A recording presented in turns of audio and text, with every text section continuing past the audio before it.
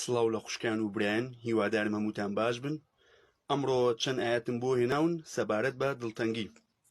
یەکەم ئاەت زەبوورەکان بەشی 34 ئاەتی 18 یەزدان لە دڵشکاوان نزیکە و ئەوانە ڕزگار دەکات کە ڕۆحیان وردوخاش بووە. ئەمین.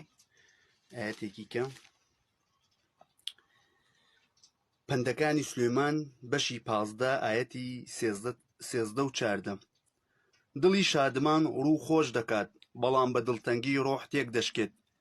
دڵی تێگەیشت و بە دوای زانیاریدا دەگەڕێت، بەڵام دمی گێلەکان لەسەر گێلایەتی دەلەوەڕێت. ئەمین.